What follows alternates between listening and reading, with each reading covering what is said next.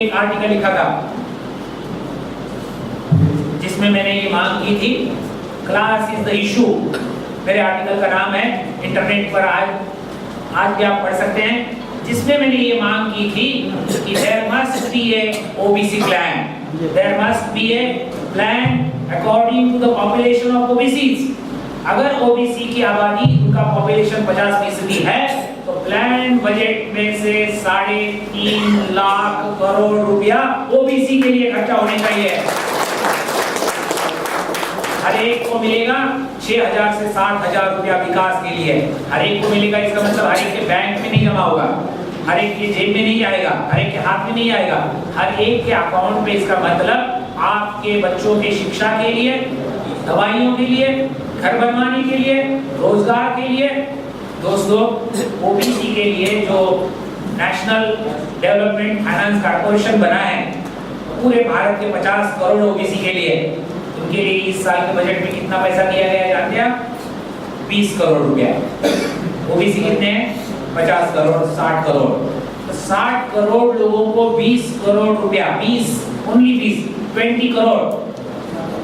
तो एक ओबीसी को कितना आता है? 60 को 20, यानी कि 3 को 1 रुपया, 3 को 1 रुपया, 33 पैसा एक साल के लिए। और क्या कहती है सरकार? सरकार कहती है इसमें रोजगार करो,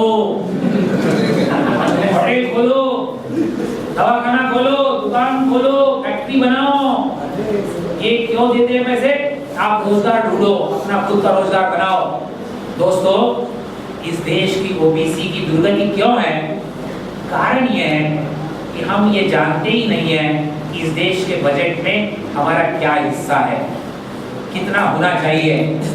ये मेहरबानी की बात नहीं कर रहा हूं मैं, हम किसी से मांग नहीं रहे हैं, भीख नहीं मांग रहे हैं, हम अपने हक की बात कर रहे हैं।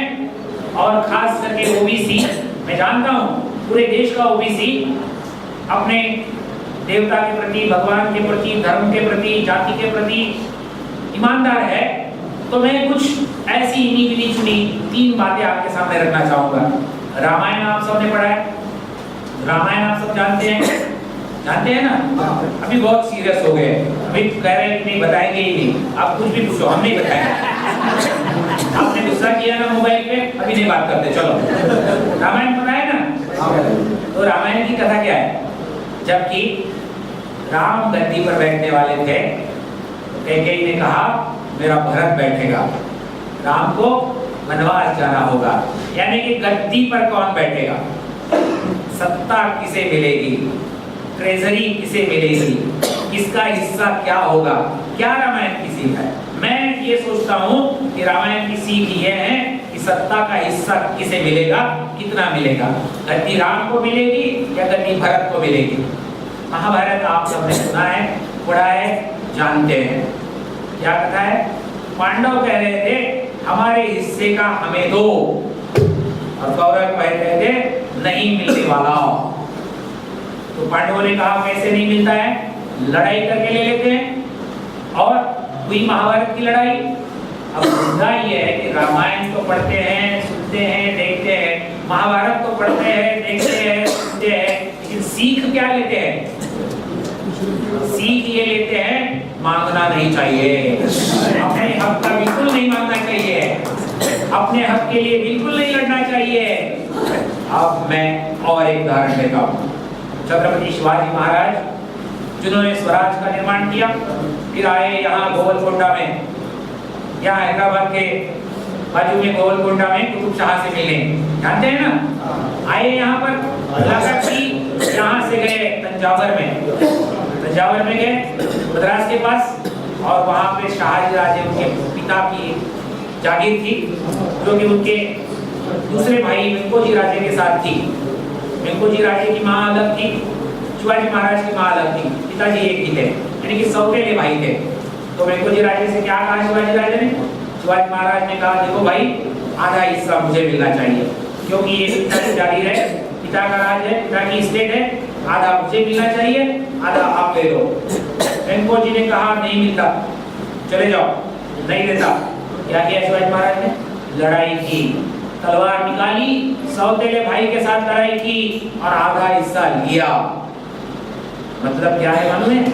राम और भरत जो कि वारिसदार थे तो हिस्से के लिए लड़े, पांडव और कौरव जो कि वारिसदार थे हिस्से के लिए लड़े, शिवाजी महाराज और रिंपोजी जो कि वारिसदार थे हिस्से के लिए लड़े। इसका उल्टा मतलब क्या है? जो वारिसदार नहीं होता वो नहीं लड़ता, ओबीसी नहीं लड़ता, इसका मतलब क्या होता है? क्या ओबीसी इस देश के हैं? है ना? तो लड़ते क्यों नहीं है? मांगते क्यों नहीं है?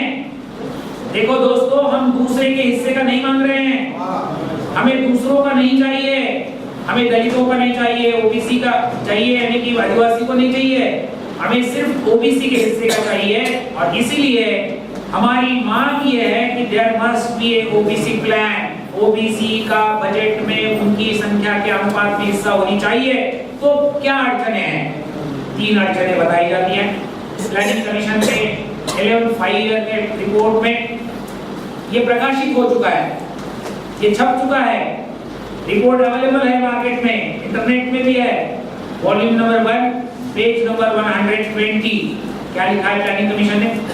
प्लानिंग कमीशन के चेयरमैन जब मनमोहन सिंह जी थे, डेप्यूटी चेयरमैन मोंटेक सिंह आलवालिया जी थे, और तब के प्रणब मुखर्जी, पी चिदम्बरम, ए.के. एंटनी, अर्जुन सिंह, शरद पवार जैसे सीनियर मिनिस्टर्स सिग्नेचर करने वाले में से थे, और सभी राज्य के मुख्यमंत्रियों के जिस पर दस्तखत है। उस प्लानिंग कमीशन के 11/5 ईयर प्लान के रिपोर्ट के वॉल्यूम नंबर 1 पन्ना नंबर 120 में क्या लिखा है? ये मैं 2008 की बात कर रहा हूँ, अब चल रहा है 2014। लिखा है कि ओबीसी के विकास के लिए योजनाएं बनानी चाहिए, लेकिन 3 अड़चने हैं।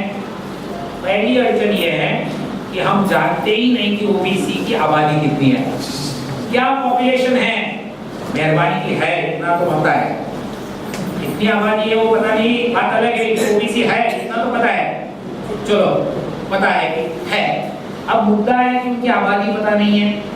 अब क्यों पता नहीं है? क्योंकि सेंसस हर 10 साल के बाद होता है, लेकिन 1931 के बाद आज तक ओबीसी का सेपरेट सेंसस नहीं हुआ है, कास्ट सेंसस नहीं हुआ है। इसका मतलब दलितों का होता है, आज भी होता है, आदिवासियों का होता है, हर धर्म का अलग अलग होता है, लेकिन ओबीसी जो कि संवैधानिक है, घटनात्मक है, देयर आर 3 कैटेगरीज कॉन्स्टिट्यूशन में, एक शेड्यूल कास्ट, दूसरी शेड्यूल ट्राइब, तीसरी socially and educationally backward classes. 3 category constitution के द्वारा तैयार की गई है। दोनों के लिए कुछ प्रावधान है, तीसरी के लिए प्रावधान नहीं है। क्यों नहीं है? क्योंकि कहते हैं आबादी पता नहीं है। आबादी क्यों पता नहीं है? क्योंकि सेंसस नहीं करते हैं। सेंसस क्यों नहीं करते हैं? सरकार नहीं चाहती है। सरकार क्यों नहीं चाहती है? क्योंकि ओबीसी मांग नहीं करता। ओबीसी ने मांग कहाँ की है भाई? अरे बच्चा भी जब रोता नहीं तो माँ दूध नहीं पिलाती। अभी ओबीसी कितना छोटा बच्चा है वो भी नहीं पता, इतना छोटा बच्चा है, इतना छोटा बच्चा है वो ही नहीं पता, इसलिए सरकार नहीं सुनती। दोस्तों सवाल ये है कि सभी दुखों का कारण है आबादी का पता नहीं। और आबादी का पता क्यों नहीं? क्योंकि सेंसस नहीं होता। और सेंसस क्यों नहीं होता? क्योंकि किसी नहीं मांगता। दोस्तों मुझे बड़ी खुशी है गौर सर, जब ये हिंदू वाला मेरा आर्टिकल प्रकाशित हुआ, अखिलेश्वरी जी मैडम आप अखबारों में मीडिया में काम करती है, कई बार हम जैसे इंटेलेक्चुअल लोग सोचते हैं हमें लिखने से क्या फायदा होगा, क्या फर्क पड़ने वाला है, कोई सुनने वाला नहीं है, कोई पढ़ने वाला नहीं है। ये सही है कि कई बार नहीं पढ़ते हैं, कई बार कुछ नहीं फायदा होता है, लेकिन मुझे बड़ी खुशी है इस आर्टिकल को जिसका जिक्र यहाँ किया गया वो शरद यादव जी ने पढ़ा, इस आर्टिकल को समीर भुजबल जी ने पढ़ा, इस आर्टिकल को गोपीनाथ मुंडे जी ने पढ़ा, यहाँ तक कि लालू मुलायम और अजीत सिंह ने भी पढ़ा। देश के कई अचरज होते हैं ना, उसमें से ये भी एक अचरज है, उन्होंने भी पढ़ा। और फिर ओबीसी के मेंबर ऑफ पार्लियामेंट की एक बहस हुई, एक संगठन बना और 130 ओबीसी मेंबर ऑफ पार्लियामेंट ने पार्लियामेंट में हंगामा किया और कहा कि ओबीसी की सेंसस होनी चाहिए। पहली बार सेंसस बंद की गई। भुजबल जी और उनके कई साथियों को जिन्होंने इसमें काम किया, बहुत सारे नाम हैं, मैं कुछ नाम मैंने यहाँ लिए, बाकी लोगों के नाम नहीं ले पाया। मुझे पता है कि आपके सांसद भी इसमें है और कई अन्य लोग भी हैं जिन्होंने इसके लिए काम किया है। दोस्तों 130 लोगों ने जब पहली बार मांग की, सरकार मान रही थी, लेकिन 130 की स्ट्रेंथ को देखते हुए सरकार को मानना पड़ा। सरकार ने कहा कि हम सेंसस करेंगे। 2 अक्टूबर 2011 को काम शुरू हुआ। हमारे देश की 10 साल की सेंसस जो होती है, जनगणना जो होती है, 6 महीने में पूरी हो जाती है। लेकिन ओबीसी का काम जो 2 अक्टूबर 2011 को शुरू हुआ, 2012 चला गया, 13 चला गया, 14 चला गया, अब 15 में शायद चला जाएगा। शायद मैं ये सोच रखता हूँ कि जब तक आप लोग नहीं चाहते तब तक शायद 60 या 600 भी साल चले जाएंगे, क्योंकि आप ही नहीं चाहते तो कौन देगा आपको? आप कहाँ चाहते हैं? क्या आपने हैदराबाद में कोई ऐसा आंदोलन चलाया है? क्या मांग की है? कब सोचा है कि हम कौन सी मांग करें? अरे आपको भगवान भी प्रसन्न हो जाए ना, पूछेंगे क्या चाहिए बेटा, तो हम कहेंगे बड़ा पाव दे दो, और क्या मांगेंगे? तो कटिंग चाय दे दो। हम मांग करके भी क्या मांगेंगे? क्या ज्यादा मांगेंगे? इडली सांभर, बस खत्म। मुझे लगता है कि हमको ओबीसी को इस पर बहस करनी है कि क्या मांगे होनी चाहिए, क्या हमारा ब्लूप्रिंट होना चाहिए। और दोस्तों मैं 3 चौंकाने वाली बातें पहले बताता हूँ। ओबीसी का सेंसस होना चाहिए, ये पहली बार किसने मांगा था पता है आपको? 1946 की बात है। भूवर्ती शूद्रास नाम की ओबीसी पर किताब लिखी जा रही थी और किताब के लेखक थे डॉक्टर बी.आर. अम्बेडकर, और उन्होंने 1946 में मांग की थी। उन्होंने कहा था कि ओबीसी का अलग सेंसस होना चाहिए। 1946 की मांग है डॉक्टर अम्बेडकर की। फिर 1953 में कालेलकर कमीशन बना, 55 में रिपोर्ट आई, कालेलकर कमीशन ने कहा ओबीसी की सेंसस होनी चाहिए। फिर मंडल कमीशन बना, 78 में बना, 80 में रिपोर्ट आई, मंडल ने कहा सेंसस होना चाहिए। 2013 में 4 में वेंकट चलैया कमीशन बना, वेंकट चलैया, जस्टिस वेंकट चलैया ने कहा ओबीसी सेंसस होना चाहिए। 2008 में प्लानिंग कमीशन का 11 फाइव का रिपोर्ट आया, जिस पर प्राइम मिनिस्टर से लेके देश के सभी मुख्यमंत्रियों के दस्तखत थे। उसने मांग की ओबीसी सेंसस होना चाहिए। फिर संसद में हंगामा हुआ और 2011 से सेंसस का काम करने की शुरुआत भी हुई। इसका भी नहीं पूरा हुआ है। दोस्तों मैं बहुत लंबी बहस नहीं करूंगा, संक्षेप में 3-4 बातें कहकर खत्म करूंगा। पहला मुद्दा यह है कि हमको आने वाले दिनों में ओबीसी की जनगणना होनी ही चाहिए और जल्द से जल्द होनी चाहिए। इस बात पर